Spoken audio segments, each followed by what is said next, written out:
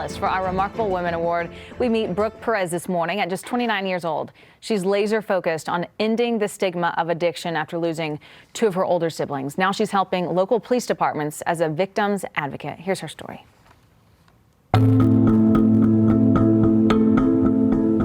When she didn't think her days could get darker, there's been days, obviously, where I don't want to get out of bed. They did. Well, I've lost a lot of people in my life. Brooke Perez lost her younger brother to a drowning accident, then shortly after lost both her older sister and brother to drug overdoses. So that's what I mean when I've just kind of been like so pushed down by things constantly happening in my life. What she's doing now with all that loss is inspiring. Brooke's passion is now to raise awareness that addiction is a disease. So she started a nonprofit called KK Fearless. Our mission is to spread awareness around this matter and to break the stigma and the shame that surrounds addiction. And our mission is to hopefully, provide music rooms and instruments, equipment for local rehabs around Colorado. Her older sister and brother were very talented with instruments. That's why music is their mission. My biggest passion is to be an advocate for those in the recovery community. So now Brooke collects instruments to provide hope to those struggling with addiction. She has turned her grieving into doing something good. I got to keep living for my sister and brother. Such a powerful story. Brooke now joins us live in studio. Brooke, so good to see you again this morning. We thank you so much for all you're doing for the recovery community. So the governor has issued a proclamation today, Remarkable Women of Denver Day. So this is for you for being a remarkable woman. Thank you so much. Thank you so much for being here. Thank you. All right, so your mom, Melinda, nominated you. Melinda, will you tell us about your daughter and how impactful she is to our community?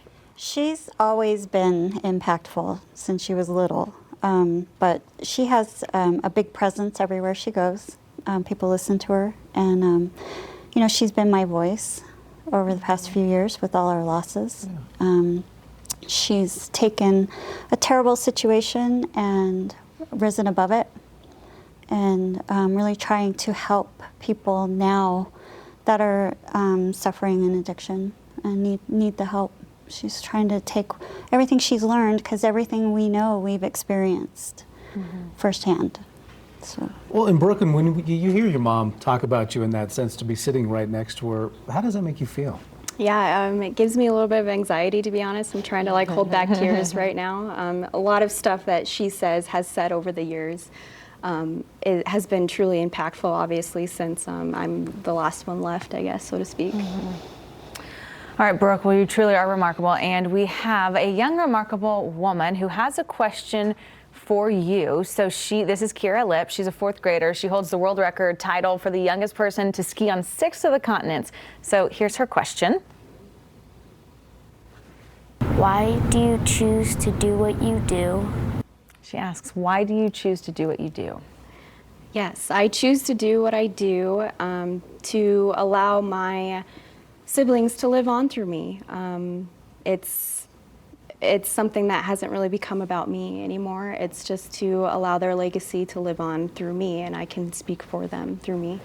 And you said early on, it was hard for you to even get out of bed sometimes. So how did you kind of make that transition in the healing of going through all that loss to actually doing something positive with that loss? Yeah, well, it originally started out of anger after I lost my brother in 2020.